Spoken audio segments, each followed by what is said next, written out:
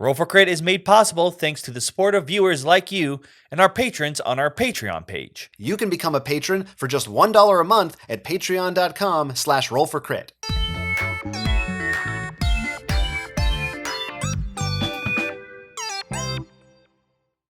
Welcome, Gen Con Online attendees, and anyone else who happens to be watching this after Gen Con Online has ended. This is my review of Imperial Settlers: Rise of the Empire, the newest expansion for Imperial Settlers from Portal Games. If you're not familiar, Imperial Settlers is an engine-building, competitive card game. You choose a faction such as the Egyptians, or the Barbarians, or perhaps the Amazons or Atlanteans if you're using some of the expansions. And you are playing locations to your personal empire, trying to build them up, gather resources to get the most victory points, possibly raising some of your enemies' locations along the way to stop them and help yourself. This new expansion, Rise of the Empire, adds a campaign mode to the game. Now, there was a print and play previously available that added a similar style of campaign to the game that this one mostly takes from with some changes here and there. I don't have direct personal experience with that original version, so I can't compare the two, but I will talk about this final release of Rise of the Empire. With this addition to the game, things start off just as they always do. You have your deck of faction cards, you're going to be gathering resources, playing cards at different turns as the game goes on. But there are now some new things that you have to worry about and some new things that you can gain. First of all, you're going to have your very own Empire sheet, and there are 3 different eras you can travel through. So you'll start off in the Ancient Era, and then you can progress as things go on. The most direct effect to your play during a game of Imperial Settlers with this expansion is the new addition of the quest cards. These cards are going to come out each game. There are going to be a few randomly chosen, and they're going to offer you quests such as having a certain number of a certain type or color of card available in your empire, possibly raising a certain number of locations of a specific type, or having a certain amount of a specific type of resources. Things like that that aren't necessarily going to be helping you in your ultimate goal, but are little side quests that you can try to take on. And if you are the first person to complete them, you'll be rewarded with a bonus. Might be an extra resource, might be that you get to draw some cards from your deck or from the common deck, something like that.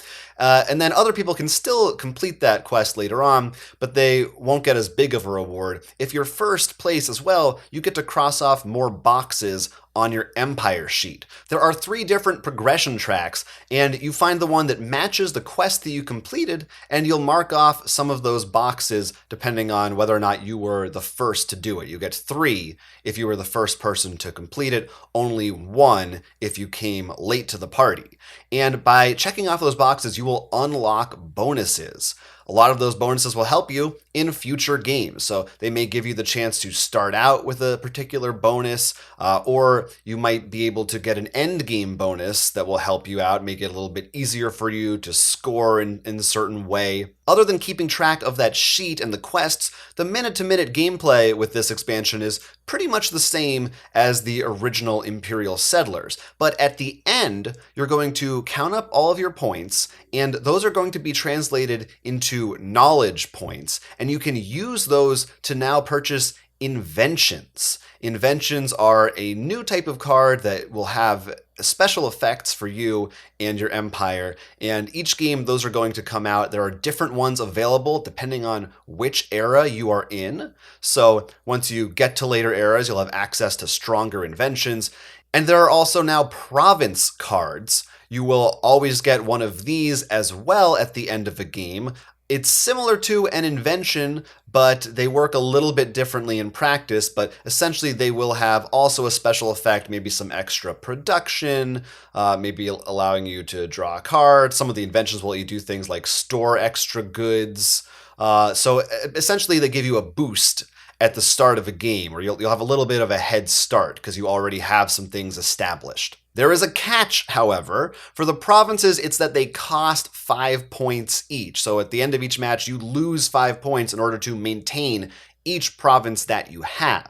And for inventions, the catch is that you have to spend points to get them, and you must buy one at the end of a game. If you're unable to do so, your empire crumbles, that's it. You got to start the campaign over from scratch. You also have to start the campaign from scratch if your score decreases 3 games in a row. So if you're having a particularly bad streak of luck and you just haven't been able to get your system working for you, they say, nope, you're done, get out of here, try again later. Once you get to the end of any of those 3 tracks on your personal sheet, that means you get to now go to the next era. You lose your province cards, but you keep your inventions.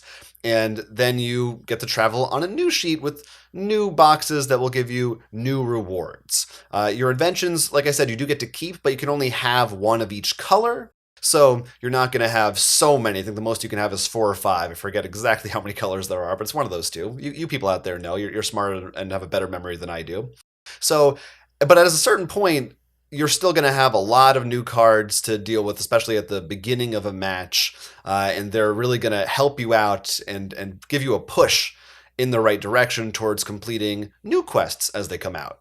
Before we get too deep into my personal opinions on the expansion, I want to clarify that I primarily played this as a solo experience. I did not really get to try out the multiplayer aspects of the game, but of course I have played a lot of the original Imperial Settlers with some of its expansions, many of its expansions, I think all of its expansions. So for the most part, I think that I can extrapolate from that as to what that experience would be like, but just for the record, I mostly played with the solo version of the game, which may not be your cup of tea, but I think you could still figure out what you would like about this expansion from me talking about my experience with it, I hope. So it definitely makes that side of the game more interesting because you have an added layer of something that you are trying to do. I think these quests are really clever because, of course, you're always trying to play stronger cards and you want to build up an engine and find the cards in your deck that you know are the strong ones that lay your foundation, so to speak, to get the things you need, get the resources that you want, etc., etc. But now there's another thing also where, I'm also thinking about the fact that I want to raise 4 red cards. So now when I'm looking maybe at an opponent or at my own cards in my hand, I'm also saying, maybe at the beginning of a round when I'm taking a new card to my hand, I didn't really want this red card. In a normal game, I wouldn't have taken it. But now that that quest is there, I am going to take that one specifically for that purpose. And especially if it's aligned with one of the symbols on my track that's going to help me get a better bonus, that's going to help me progress faster to the next era.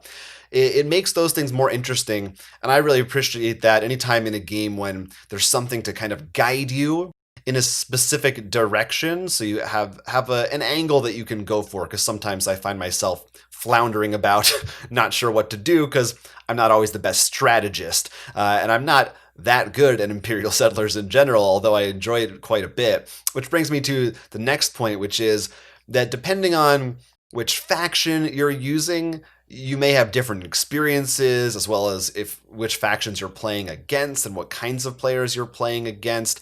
I mostly played this one as the Egyptian faction, and I found it fairly difficult. My first few games, I just barely managed to get enough points to survive and buy inventions so that I could continue.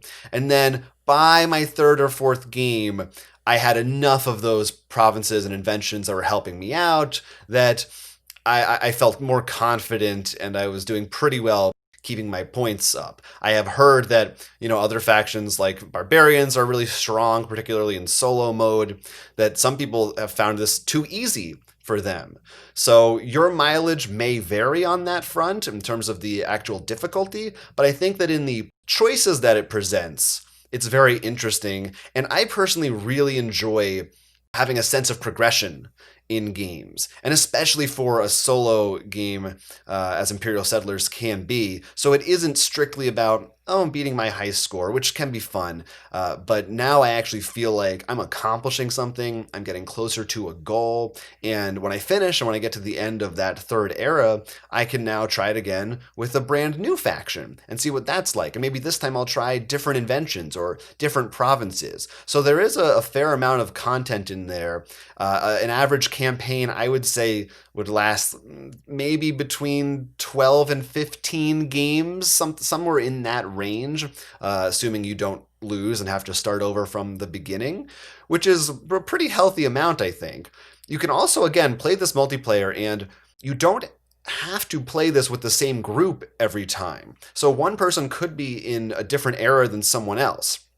And it, I think, balances itself out for the most part because, again, those provinces, they cost victory points. So while they are helpful, you do have to keep that in mind as something that you need to worry about.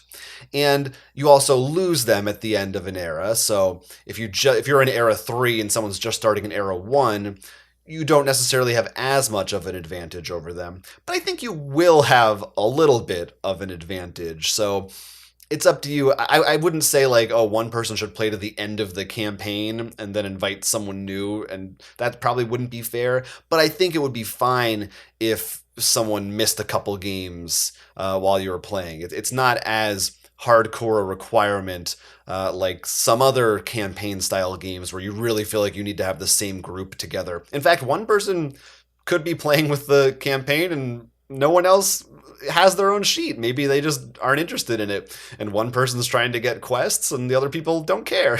I don't think that's recommended, but it's something that you could potentially do. But I think that competing for those quests, of course, is very different when they're just all there for you for the taking. That also adds a race element to the game that's a little bit different from what was there before. So for expansion reviews at Roll for Crit, we clarify our thoughts by saying if we think you should buy it, try it, or pass. And for me, my personal opinion, Rise of the Empire is a buy it. If you are a fan of Imperial Settlers and you play it a lot, you have the expansions, whether you do or don't enjoy deck building, that's something that you actually have the option in this to change your deck in between games, which I also think is cool. So if you get a certain province that maybe fits better with different cards, you're free to modify it in between games. So you have that freedom, which is nice. But again, if you like the series as a whole, this is just going to adds more stuff to it that is a different thing for you to think about, but it's not overwhelming. It's not a ton of crazy rules. There's no new keywords. It really feels like an ancillary layer that I think complements the rest of the game. You may not be as interested in this if you don't really care about that kind of a progression. Maybe you're more interested in the competitive PvP aspect of the game, or maybe you don't care about the solo mode. I would certainly say, as a solo player of Imperial Settlers, I don't think personally that I would ever just play the vanilla solo mode again. I think I would always want to include the campaign sheet when I was playing this one by myself. So that is Imperial Settlers Rise of the Empire. It is available right now from Portal Games, and I think that you will enjoy it if you're a fan of the series. But you can tell me what you think. Maybe you've had the chance to play this one for yourself. Which faction do you prefer to go in with? Are there different expansions you feel like work well with this new one? Have you tried playing it against other players, and how did that go? What are your favorite provinces and inventions? Which ones do you think maybe are really strong? Because some of them are strong, and as time goes on, you will eventually have a bunch of them, and you will feel very powerful, which I like, because again, I'm not that good at the game in general. Let me know in the comments how you feel about it. Would definitely love to hear all that. And that's it. And I'm happy that you're here to join us for this, well, just me, for this special expansion review of Rise of the Empire. Until next time, I'm Jonathan, and this is Roll for Crit.